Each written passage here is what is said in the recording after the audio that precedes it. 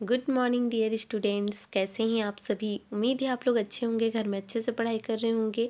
Class 6 science subject में आज हम न्यू चैप्टर स्टार्ट करने वाले हैं, चैप्टर 16, जिसमें हम पढ़ने वाले हैं बच्चों आज स्वास्थ्य एवं स्वच्छता। बच्चों सबसे पहले आप लोग मेरे चैनल को सब्सक्राइब कर लीजिए, लाइक के बटन दबा दीजिए और बेल आइकन के बटन ज़रूर दबाएं ताकि आने वाले न्यू वीडियो की नोटिफिकेशन आपके मोबाइल पर समय पर मिल जाए।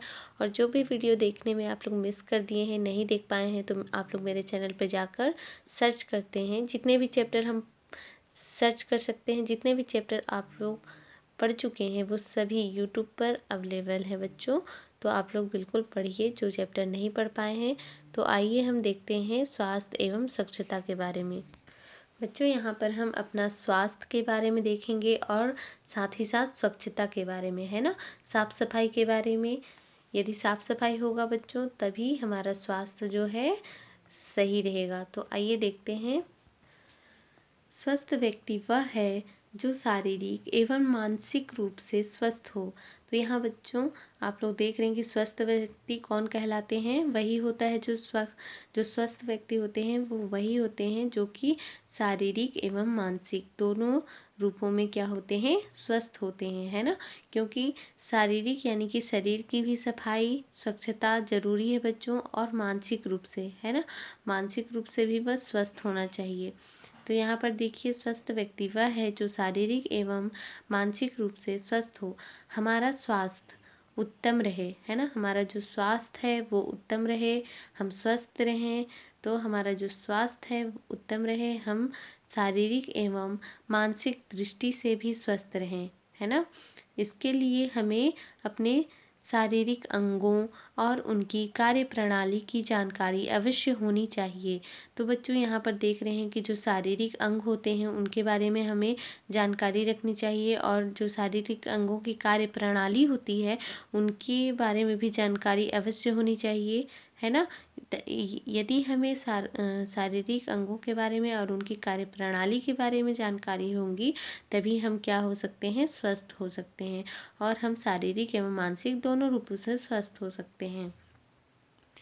यदि हमारा परिवेश, है ना, यदि हमारा परिवेश स्वच्छ नहीं होगा और हम अपने शरीर की स्वच्छता का ध्यान नहीं रखेंगे तो हम अस्वस्थ हो जाएंगे। तो बच्चों यहाँ पर जो हमारा परिवेश है, जहाँ हम रहते हैं, वहाँ का आसपास का वातावरण, वो सभी, और जो भी हम पहनते हैं, है ना, कपड़े वगैरह पहनते हैं, वो सभी यदि स्वस्थ यानी कि स्वच्छ नहीं है, साफ नहीं है, साफ सुथरा नहीं है, तो क्या होगा, इससे भी हमारा जो स्वास्थ्य है वो खराब होगी, बिगड़ेगी। और हम अपने शरीर की स्वच्छता का ध्यान नहीं रखेंगे तो भी हमारा क्या होगा, तो भी हम अस्वस्थ हो जाएंगे। अच्छी आदतें, है ना, जो अच्छी आदतें होती हैं बच्चों, हमेशा उसका हैबिट बनाने का कोशिश करना चाहिए, है ना। जैसे कुछ अच्छी आदतें होते हैं, सुबह जल्दी उठना, सूर्योदय से पहले उठना, है ना, ना कि सूर्योदय हमें जगाए, सूरज हमें जगाए। हमें क्या करना चाहिए, हम सूरज को जगाएं, ऐसा होना चाहिए। तो हमें इसलिए हमें सुबह उठना चाहिए, सूर्योदय से पहले उठना चाहिए, ये अच्छी आदतें हैं। और जो है योगा करना चाहिए सुबह सुबह, ये अच्छी आदतें हैं। हमें हमेशा साफ सफाई का ध्यान रखना चाहिए, नहाना चाहिए हर दिन। इस प्रकार से कुछ अच्छी आदतों को अपने आदत बनाना चाहिए बच्चों, अपने डेली रूटीन का हैबिट बनाना चाहिए। और हमारे आसपास के जो वातावरण होते हैं उन्हें भी स्वच्छ रखना चाहिए, साफ़ सुथरा रखना चाहिए। ये अच्छी आदतें के अंतर्गत आते हैं। और जो भी हम खाते हैं बच्चों, है ना, उनका भी ध्यान सबसे पहले रखना चाहिए कि हम क्या खाते हैं, है ना, वो अच्छा है या ख़राब है, यानी कि हमारा जो भोजन है वो स्वच्छ है या नहीं है, उसका भी ध्यान रखना चाहिए। तो ये सभी कुछ अच्छी आदतें हैं बच्चों, जिसको हमें हमेशा हैबिट यानी कि अपनी आदतों में शामिल करना चाहिए। ये हमारे हैबिट हो जाए, आदत बन जाए, ऐसा करना चाहिए। तो यहाँ पर देखिए कुछ अच्छी आदतें, संतुलित आहार एवं संतुलित जीवन शैली हमारे व्यक्तिगत स्वास्थ्य को ही नहीं, सामुदायिक अर्थात समुदाय के लोगों के स्वास्थ्य को भी प्रभावित करती है। तो बच्चों क्या होता है कि जो अच्छी आदतें होती हैं, संतुलित आहार होते हैं, संतुलित जीवन शैली होती है, हमारे जो जीने की संतुलित जीवन शैली है ना, वो सभी क्या होते हैं हमारे व्यक्तिगत स्वास्थ्य को ही नहीं, साथ ही साथ क्या होता है जो सामुदायिक यानी कि जो समुदाय के रूप में जो लोग होते हैं हमारे आसपास के और घर परिवार के, तो ये क्या होते हैं सभी स्वस्थ होते हैं, है ना, और सभी के स्वास्थ्य को प्रभावित भी करते हैं। इसलिए बच्चों हमें हमेशा स्वास्थ्य का ध्यान रखना चाहिए और स्वच्छता का भी ध्यान रखना चाहिए, है ना। हमारा स्वास्थ्य तभी अच्छा हो सकता है जब स्वच्छता होगा। यदि साफ सफाई नहीं होगी, हम साफ सफाई का ध्यान नहीं रखेंगे तो हम स्वस्थ नहीं रह पाएंगे। इसलिए हमें सभी चीज़ों को स्वस्थ रखने के लिए, साफ रखने के लिए क्या करना है, स्वस्थ रहने के लिए साफ सफाई करना है ना। और सफाई करने के लिए हमें मानसिक रूप से, शारीरिक रूप से, दोनों रूपों से हमें क्या करना है, स्वस्थ रहना है। ठीक है। तो आइए देखिए, स्वास्थ्य कुछ आंतरिक तथा बाह्य कारकों से प्रभावित होता है ना। जो हमारा स्वास्थ्य होता है बच्चों, ये आंतरिक एवं बाह्य कारकों, है ना। यानी कि जो बाह्य कारक होते हैं, कहने का मतलब कि जो बाह्य कार्य प्रणाली होती है, बाहरी जो कार्य होते हैं उनसे भी प्रभावित होते हैं हमारा स्वास्थ्य। और आंतरिक यानी कि अंदर से भी कुछ स्वास्थ्य पर प्रभाव डालता है। तो यहाँ पर देखते हैं बच्चों कि स्वास्थ्य कुछ आंतरिक तथा बाह्य कारकों से प्रभावित होता है। आंतरिक कारक हैं शरीर के अंग जैसे हृदय, फेफड़े, वृक्क आदि का सुचारू रूप से कार्य ना करना, है ना। तो बच्चों आप सभी को पता है जो हमारे ये शरीर के अंग दिए हुए हैं, ये सभी आंतरिक शरीर के अंग हैं, आंतरिक कारक हैं, है ना। यानी कि हमारे शरीर के अंदर कार्य करने वाले इन सभी का नाम है, ये सभी अंग हैं, जैसे कि हृदय, फेफड़े और वृक्क। ये सभी हमारे शरीर के अंदर पाए जाते हैं, ये आंतरिक अंग है बच्चों। तो ये यदि सुचारू रूप से कार्य ना करे तो क्या होगा, ये हमारे स्वास्थ्य पर बुरा प्रभाव डालेगा, है ना, आंतरिक बुरा प्रभाव। बाह्य कारकों के अंतर्गत असंतुलित भोजन, रोग फैलाने वाले सूक्ष्म जीव, बुरी आदतें तथा पर्यावरणीय प्रदूषण आदि आते हैं। तो यहाँ पर आप लोग ये ध्यान देंगे बच्चों कि जो आंतरिक तथा बाह्य कारक दोनों को ध्यान देंगे कि आंतरिक जो प्रभावित जो कारक हैं, आंतरिक कारक, वो कौन कौन से कारक हैं जो प्रभावित करते हैं हमारे स्वास्थ्य को, और जो बाह्य कारक है वो कौन कौन से हैं जो हमारे स्वास्थ्य को प्रभावित करते हैं। तो यहाँ पर आप लोग देख सकते हैं जो आंतरिक कारक हैं वो है हृदय, फेफड़े और वृक्क, है ना। ये यदि सुचारू रूप से कार्य ना करें तो ये भी हमारे स्वास्थ्य को बुरा प्रभाव डालते हैं। इसी प्रकार से हम देखते हैं कि जो बाह्य कारक होते हैं तो इनके अंतर्गत आते हैं असंतुलित भोजन, है ना, जो कि संतुलित नहीं होता, असंतुलित होता है। और रोग फैलाने वाले सूक्ष्म जीव, जो कि रोग फैलाते हैं, बहुत ही सूक्ष्म जीव होते हैं बच्चों, ये रोग फैलाने वाले सूक्ष्म जीव होते हैं। और बुरी आदतें यानी कि लेट से उठना, कभी योगा ना करना, असंतुलित भोजन करना, हम अपने आसपास के साफ सफाई नहीं, ना नहाना टाइम से, है ना, ना अपने परिवेश का ध्यान रखना कि हम यानी कि यदि जो पहन रहे हैं वो क्या पहन रहे हैं, वो गंदा है, साफ सफाई नहीं हो पाया है। तो इस प्रकार से कुछ बुरी आदतें हैं जिसके वजह से क्या होता है, हम तो अस्वस्थ रहते ही हैं, साथ ही साथ हमारे समुदाय के लोग भी प्रभावित होते हैं और हमारा आसपास का वातावरण भी प्रदूषित होता है इसी कारण से। तो हमें क्या करना है बच्चों, अच्छी आदतों को ध्यान में रखना है और उन्हें अपने आदतों में शामिल करना है कि अच्छी आदत हमें लग जाए, है ना। और जो बुरी आदत है बच्चों, उनके कारण से जो हमें प्रॉब्लम फेस करना पड़ता है, तो उन बुरी आदतों को आप लोग छोड़ने का प्रयास करें ताकि हम स्वस्थ रह पाएँ। तो यहाँ पर देख रहे हैं कि असंतुलित भोजन करने से रोग फैलाने वाले सूक्ष्म जीव, बुरी आदतें तथा पर्यावरण प्रदूषण आदि आते हैं, किनके अंतर्गत, बाह्य कारकों के अंतर्गत। अब हम देखते हैं 16.1 अच्छे स्वास्थ्य के लिए भोजन। सामान्यतः हम दिन भर जो कुछ भी खाते हैं उसे भोजन कहते हैं। तो बच्चों हम सामान्यतः जो कुछ भी खाते हैं और हर दिन खाते हैं, है ना, तो दिन भर में हम जो भी खाते हैं तो उसे ही क्या कहते हैं बच्चों, भोजन कहते हैं। हमारे भोजन में शरीर की वृद्धि और स्वास्थ्य को बनाए रखने के लिए वे सभी पोषक तत्व उचित मात्रा में होने चाहिए। कोई भी पोषक तत्व आवश्यकता से अधिक या आवश्यकता से कम नहीं होना चाहिए। तो बच्चों आप सभी को पता है कि जो भी हम खाते हैं, पोषक तत्व खाते हैं, है ना, जो भी हम खाते हैं उससे ही हमें पोषक तत्व मिलते हैं। ठीक है, तो जो भी हम दिन भर में जो भी कुछ खा रहे हैं वही क्या कहलाता है, भोजन, है ना, उसी को हम क्या कहते हैं, भोजन कहते हैं।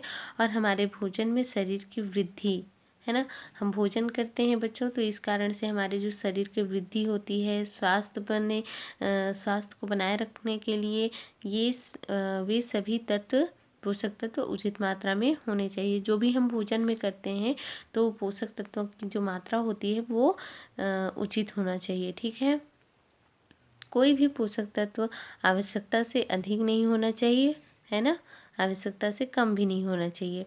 तो ऐसा भोजन जिसमें सभी पोषक पदार्थ उचित मात्रा में हो वही क्या कहलाता है बच्चों, संतुलित भोजन कहलाता है। यानी कि सभी पदार्थों का बैलेंस ठीक हो, है ना, संतुलित हो, बराबर हो। तो ऐसा होना चाहिए जो संतुलित भोजन होता है, यानी कि पोषक पदार्थ उचित मात्रा में हो, है ना, संतुलित भोजन कहलाता है।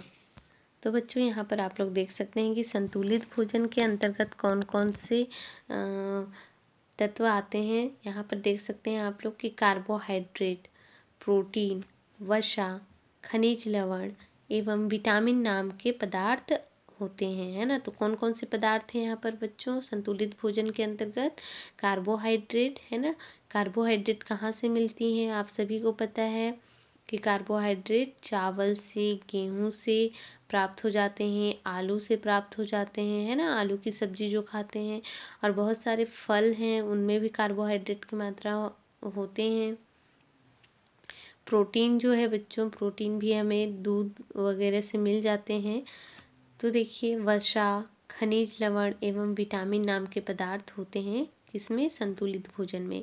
चित्र 16.1 यहाँ पर आप लोग देख रहे हैं, ये चित्र दिए हुए हैं 16.1 में।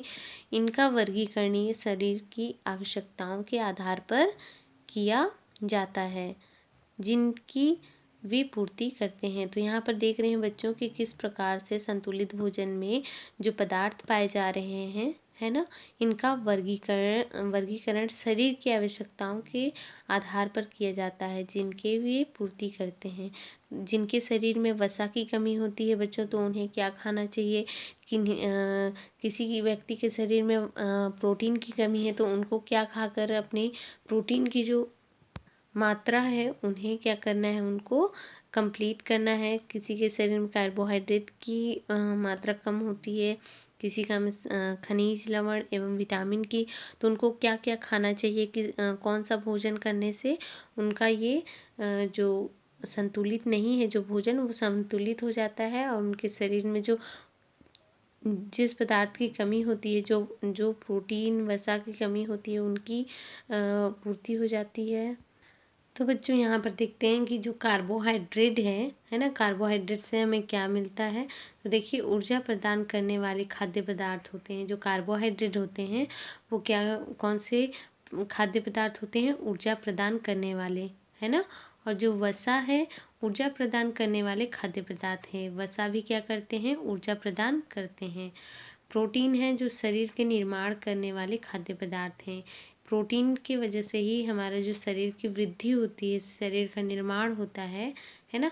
ये शरीर का निर्माण कौन करते हैं, प्रोटीन करते हैं। और खनिज लवण एवं विटामिन ये शरीर की प्रतिरक्षा करने वाले खाद्य पदार्थ हैं, है ना। जो खनिज लवण हमारे शरीर में और विटामिन की पूर्ति होती है तो इन की पूर्ति से क्या होता है, हमारे जो शरीर की प्रतिरक्षा जो करते हैं, है ना, वो प्रतिरक्षा करने वाले खाद्य पदार्थ होते हैं विटामिन और खनिज लवण। ठीक है बच्चों, तो यहाँ पर आप लोग डायग्राम भी देख रहे हैं अच्छे से।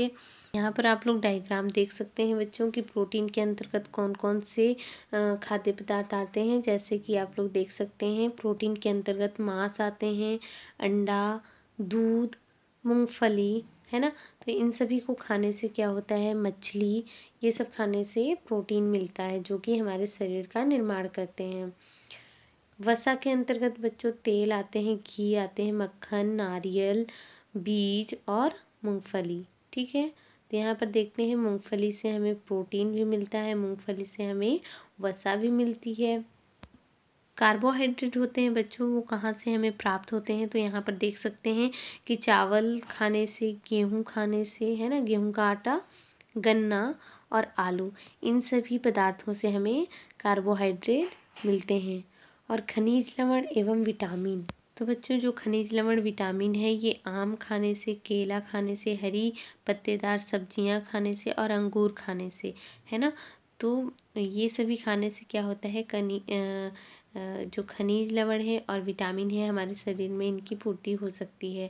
तो आप लोग जान गए बच्चों कि जो कार्बोहाइड्रेट होते हैं और वसा होते हैं, है ना, यानी कि ये कार्बोहाइड्रेट, इनसे हमें क्या मिलती है, ऊर्जा मिलती है, एनर्जी मिलती है ना। सिर्फ इनसे क्या मिलता है बच्चों, एनर्जी मिलता है। चावल यदि हम खाते हैं तो एनर्जी मिलेगा, गेहूँ खाएंगे यानी कि गेहूँ का आटा तो एनर्जी मिलेगा, पोटैटो यानी कि आलू और गन्ना, ये सभी खाएंगे तो हमें कार्बोहाइड्रेट की मात्रा अच्छे से मिलेगी, यानी कि हमारे शरीर में जो ऊर्जा है जितनी चाहिए वो आसानी से मिल सकती है इनको खाने से। वसा जो है बच्चों, वसा भी हमें क्या देती हैं, ऊर्जा देती हैं। यदि आप वसा को अपने भोजन में लेते हैं तो ये भी अच्छा ऊर्जा देती है। ये भी एक ऊर्जा के आप लोग ये कह सकते हैं कि ये ऊर्जा देने वाले एक स्रोत हैं, है ना। जैसे कि तेल भी आप यदि लेते हैं अपने भोजन में तो ये भी ऊर्जा दे रहे हैं, घी भी ऊर्जा दे रहे हैं, बीज वगैरह भी ऊर्जा देते हैं, है ना, मूंगफली, नारियल, ये सभी। तो बच्चों आप लोगों को ये जो डायग्राम है ये होमवर्क में दिया जा रहा है, ये आप लोग बनाएंगे, है ना। और पता भी होना चाहिए बच्चों कि ये जो प्रोटीन, वसा, ये कौन कौन से जो कार्बोहाइड्रेट हैं, जो खनिज लवण एवं विटामिन हैं, ये किसे खाने से हमें प्राप्त होते हैं। और जो कार्बोहाइड्रेट, वसा और प्रोटीन एवं खनिज लवण एवं विटामिन, इन ये सभी से किससे ऊर्जा प्राप्त होती है, कौन शरीर का निर्माण करते हैं, कौन प्रतिरक्षा करते हैं, ये सभी को आप लोग बताएंगे। और ये आप लोगों का होमवर्क है बच्चों, HW। ठीक है, इस डायग्राम को आप लोग बहुत अच्छे से बनाएंगे, कलरफुल बनाएंगे, ठीक है, और लिखेंगे भी, ठीक है। और इनका क्या क्या इनसे कौन से खाद्य पदार्थ कहलाते हैं ये सभी आप लोग लिखकर बताएंगे। ये आप लोगों का होमवर्क है, ठीक है बच्चों। नेक्स्ट वीडियो में हम पढ़ते हैं कि हमारे भोजन में पर्याप्त मात्रा में रेशेदार जो खाद्य पदार्थ वगैरह होते हैं, है ना, ये सभी जल भी होना चाहिए, ये सभी हम नेक्स्ट वीडियो में पढ़ते हैं। ठीक है बच्चों, बाय बाय, टेक केयर।